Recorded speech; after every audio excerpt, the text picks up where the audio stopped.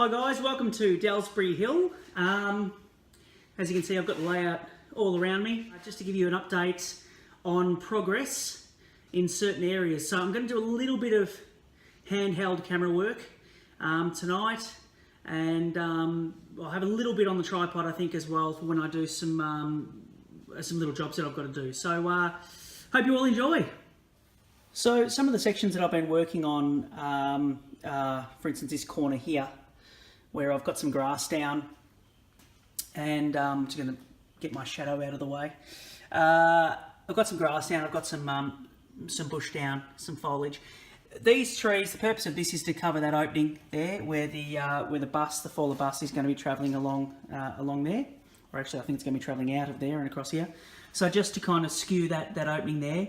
Still got a bit of work to do there. You can obviously still see the opening, but it's getting there. By the same token, that's why these trees are here, up here, just to cover that opening going into the back scene. So I've got some of the work to do on that cottage there. I've just put the greenhouse there at the moment, and it's just all green as a base. I've made up some of those Metcalf benches, which will go there at the King's Arms Public House. And I've also put the, as you can see, the, move that plastic cup, debris lying around the place, like plastic cups and everything. I'll put the hedge up there, and I've put the base down here, which is actually sandpaper, just sheets of sandpaper, which I've glued down. Too much glue on this one. This was my first test. Has rippled a little bit, but by the time I get cars and people and things like that, it hopefully just look like a bit of a sand, stone base rather. I've also put some of the realistic water in the pond. As you can see, it's sort of glistening there a little bit. I've got a little bit more to do on that one. I've got another coat of that there, but I did get this knock tree, this great tree with a bench around it, and it's probably not going to stand up for me, but it's a really lovely premium tree with a bench seat around it, as you can see with it lying on its side. Anyway, just taking you across to here, I've done a little bit of work on the church scene. I've put the gravel driveway and parking area down. It's not going to be so much a parking area up here. It's going to also be like for a wedding car. I've got some flash photography that's going up there. I've got the knock photographers that'll go up there, which I'm quite keen to put in. And I've put a little spillover car park over in this area here. You can see that I've used a sandpaper method for this area here too, just to sort of join onto the back scene. I picked up another water tank, Scaledale water tank, which also came with the police box. Which I wanted to get one of these police boxes for the layout probably for the past 5 years, I reckon. Saw them crop up on eBay and thought, yep, grab that. I've done a little bit of a, going to see if I can take you down here. A little bit of a veggie garden in the Crossing Keeper's cottage yard, and I've got some plants in the greenhouse there, just for a little bit of effect. I've also put one of those Metcalf tables here, round tables there, which I'll have some people sitting on and enjoying the afternoon watching the trains go by. What better type of afternoon would there be than that? But I've got one of the Knock castle ruins, which I love, and it's just a foam setup. Nicely detailed though, and I think it goes well in that corner there, just as a distant display. And I've also put some realistic water in the this what do you call it, lake, sort of river system going through to the sorry, shadow again, through to the mill house. That I need probably about another 2 coats on. We'll call this a ceiling coat because realistic water, being what it is, always finds a way out if it's got it, and that's where it pooled down the bottom on the garage floor. Always finds the tiniest of tiny holes that I thought I'd closed up, but anyway. Alright guys, so I'm doing some static grass. I've got this, the first time I'm using this one, which is the Woodland Scenics, as you can see, static grass flock, medium green. But this is the very short flock.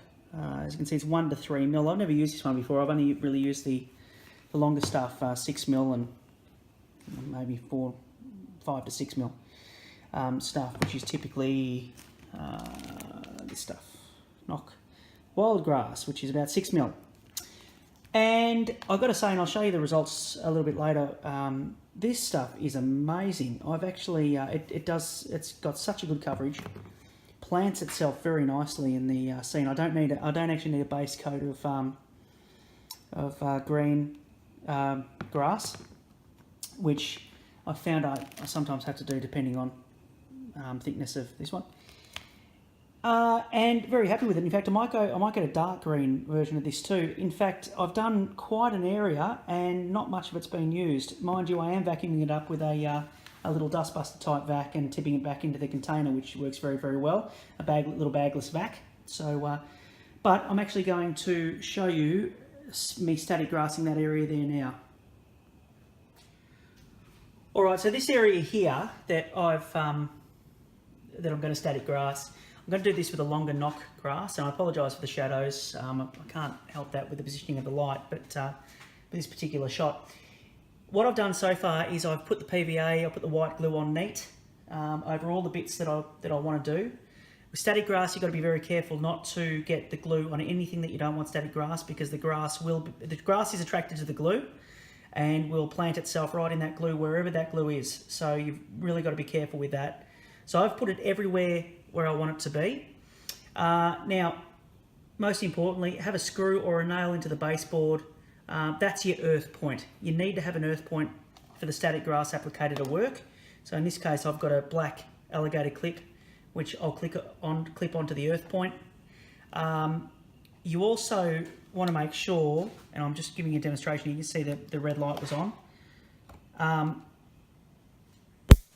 Okay, if you touch that, it's going to give you a really, really nice little kiss, really nice little shock. So just be wary of that. I've got one of these sort of separated static grass applicators.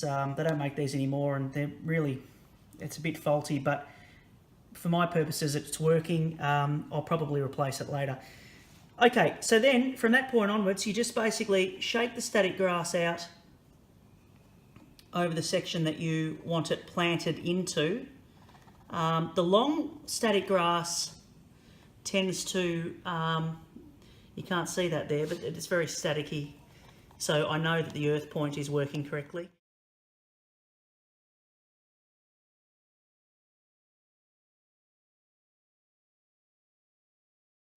So my hopper is empty for the moment. I'm going to take the alligator clip off. I'm going to touch the end there, get rid of the charge. And I'm going to grab the vacuum cleaner and just show you quickly what that looks like vacuumed off. Okay, as I said, I've got this, this Hoover system here, which is bagless, so I can catch all of the excess static grass. I'll stop talking now and I'll use this.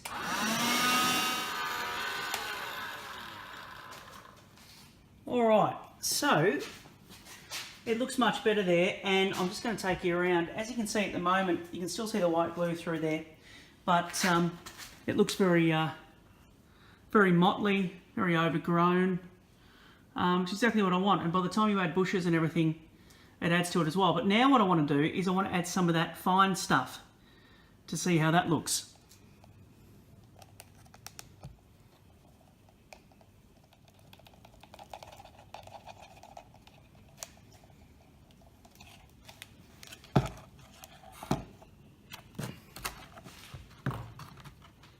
Oh, gee, that was a big one.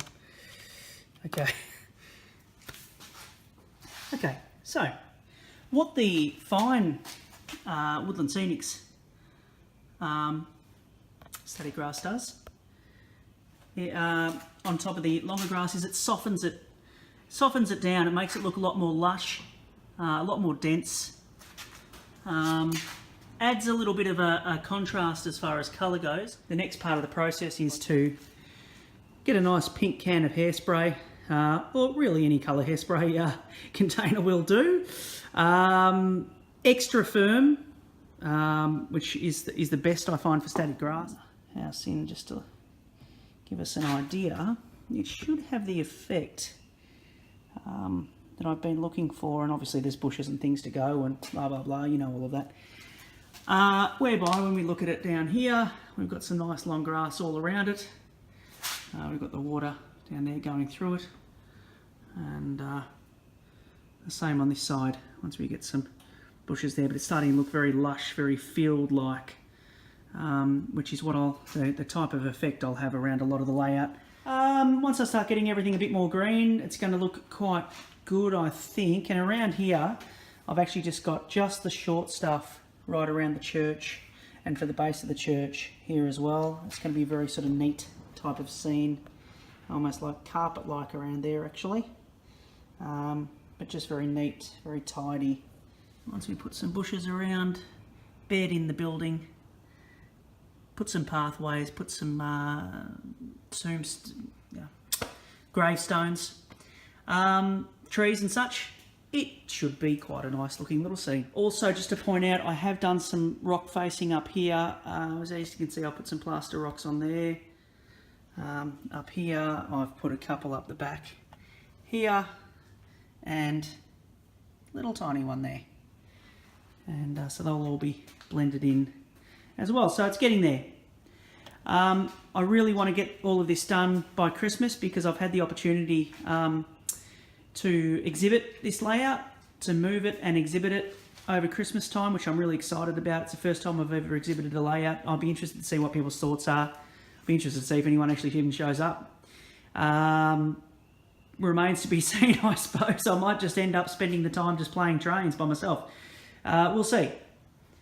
You can only give it a shot. You never know if you never give it a go. So it's just a panning shot of the whole layout so far. Hope you like it, guys. Any questions, comments, please let me know, and I will catch up with you all soon. Thanks, guys. Cheers.